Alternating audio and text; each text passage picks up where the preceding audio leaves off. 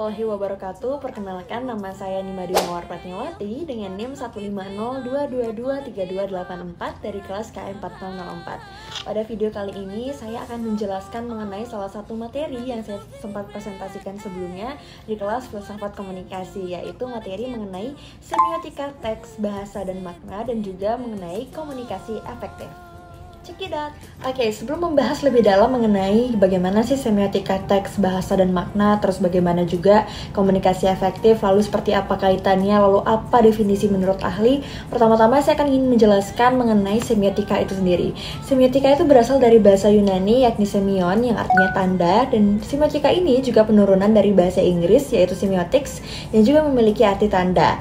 Nah, semiotika ini memiliki nama lain yaitu semiologi, dan jika dikaji secara terminologis, semiotika sendiri itu memiliki arti atau definisi sebuah ilmu yang mempelajari tentang tanda, dan tanda ini akan dijadikan dasar konvensional sosial dan juga memiliki suatu makna tertentu. Oke, selanjutnya saya akan membahas ahli-ahli yang mengungkapkan pandangan dan juga kajian mereka mengenai ilmu semiotika ini.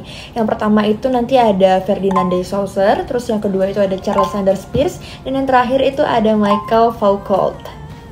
Oke, masuk ke ahli yang pertama yakni Ferdinand de Saussure. Nah, beliau ini mengungkapkan semiotika di dalam Course in General Linguistics yang mengatakan bahwa semiotika itu ilmu yang mengkaji tentang peran tanda sebagai bagian dalam kehidupan sosial. Nah, menurut beliau ini, semiotika itu dibagi menjadi dua bagian atau dikotomi, di mana bagian pertama itu adalah penanda atau signifier dan juga pertanda atau signified. Dan contohnya itu adalah ketika seseorang menyebutkan kata anjing itu sebagai signifier, tapi kalau misalnya diungkapkan dengan nada yang mengumpat, itu bisa dimaknai sebagai tanda kesialan atau signified. Oke, selanjutnya itu Charles Sanders Peirce. Nah, kalau misalnya di PPT kan diungkapkan dari beliau ini itu mengatakan bahwa semua filsafat bermula dari logika atau hubungan tanda dengan objeknya, dan fenomenologi atau pengalaman tentang dunia kenyataan yang objektif. Itu kan agak rudet ya kata-katanya, aduh itu gimana sih, bingung gitu. Nah, sebenarnya kalau disederhanakan atau disimpelkan itu seperti ini. Sebenarnya menurut semiotika, menurut Charles itu sama aja mengkaji tentang tanda, di mana tanda ini tuh dipandang sebagai perangkat dalam upaya untuk mencari jalan di dunia ini di tengah-tengah manusia bersama-sama manusia. Jadi tanda ini sebagai alat bantu ya untuk mencari jalan di dunia ini. Nah, menurut beliau ini itu logika dibagi menjadi tiga bagian. Yang pertama ada grammar spekulatif, lalu yang kedua ada logika kritis, dan yang terakhir itu ada retorika spekulatif. Untuk yang pertama mengenai grammar spekulatif. Nah, grammar spekulatif ini lebih berfokus terhadap struktur, penggunaan ataupun aturan bahasa yang melibatkan mengenai konstruksi, lalu juga ekspresi imajinatif, spekulatif, dan juga fiksi. Lalu yang kedua itu mengenai logika kritis. Namanya aja udah logika dan kritis ya. Jadi logika kritis itu berfokus terhadap pemikiran ataupun penalaran yang bersifat kritis dan juga mengevaluasi secara rasional mengenai argumen, pernyataan, ataupun pemikiran.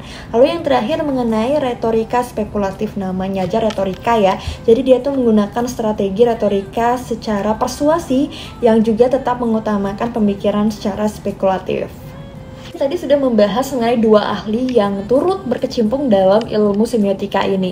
Dapat saya simpulkan menurut pandangan saya bahwa kedua ahli ini, beliau-beliau ini tuh memiliki pandangan yang berbeda mengenai semiotika. Dimana kalau menurut Ferdinand de Saussure itu, dalam pandangan saya, beliau memandang semiotika itu sebagai ilmu disiplin psikologi sosial. Sedangkan kalau menurut dari Charles Sanders Peirce, itu memandang semiotika itu sebagai suatu filsafat. Nah, masih ada satu ahli lagi, tadi ada namanya Michael Foucault, di mana beliau ini merupakan salah satu orang ataupun ahli yang turut berkecimpung dalam bagaimana sih teori semiotika itu sendiri dengan mengungkapkan pemikiran secara strukturalisme dan juga pasca strukturalisme. Nah, ada nih ungkapan dari Foucault mengenai kekuasaan. Menurut beliau ini, kekuasaan itu adalah suatu hal yang produktif dan tidak tampak, di mana hal ini seperti jaringan yang memiliki ruang lingkup strategis di setiap relasi sosial. Nah, contoh menurut dari Foucault ini itu seperti apa? Yaitu seperti hubungan antara orang tua dengan anaknya, suami dengan istrinya, ataupun juga guru dengan muridnya. Ini itu adalah penerapan semiotika. Dulu saya sering sekali bertanya-tanya semiotika ini sebenarnya yang mana sih? Ada nggak sih di kehidupan sehari-hari? Bisa nggak sih dilihat dalam kehidupan sehari-hari. Sekarang saya sudah mulai memahami bahwasanya simpelnya semiotika ini kan ilmu tentang tanda ya. Nah, semiotika ini juga digunakan untuk mengamati peristiwa dan keadaan di lingkungan kita secara sehari-hari. Dimana sekarang saya akan mengklasifikasikan semiotika ini dalam 4 aspek. Yang pertama mengenai komunikasi interpersonal, lalu semiotika dalam public relation, lalu semiotika dalam media massa, komunikasi media massa, dan juga penerapan semiotika dalam komunikasi visual ataupun periklanan. Tadi sudah membahas mengenai semiotika. Selanjutnya saya akan membahas sedikit mengenai komunikasi efektif. Penting gak sih komunikasi efektif ini? Penting.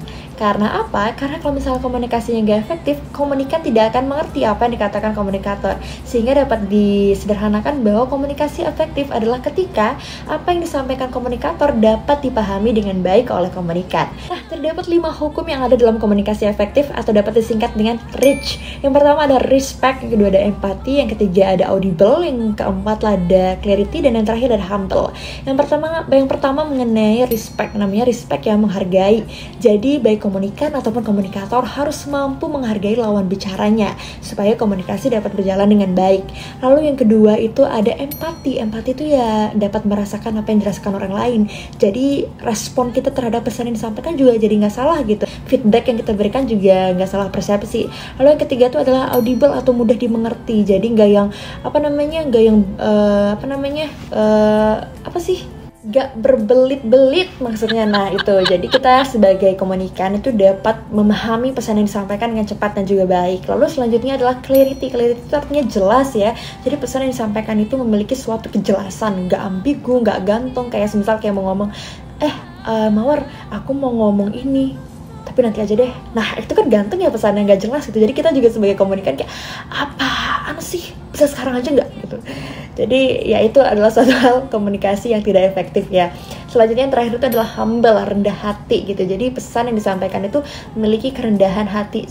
Contohnya itu seperti saat kita chat dosen sebagai mahasiswa, saat chat dosennya kita tahu aja aturan bagaimana rasa sopan santun kita sebagai mahasiswa yang lawan bicaranya itu adalah orang yang lebih tua daripada kita. Jadi memiliki suatu etika dalam penyampaian pesan. Kalau ditanya penerapan komunikasi efektif itu seperti apa, lalu siapa? Tidak lain tidak bukan contoh yang udah umum banget dari salah satu jurnalis ternama Indonesia, yakni Najwa Shihab dalam programnya yaitu Mata Najwa. Nah beliau ini dalam menyampaikan argumen, pernyataan ataupun pertanyaan itu kan jelas banget ya, lugas banget ya.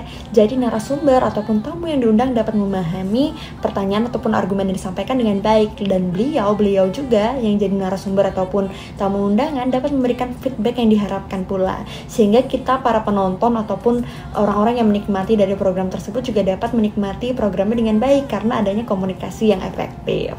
Sekian video dari saya, mohon maaf apabila ada salah dalam penyampaian kata baik disengaja ataupun tidak disengaja. Ucapkan terima kasih. Assalamualaikum warahmatullahi wabarakatuh.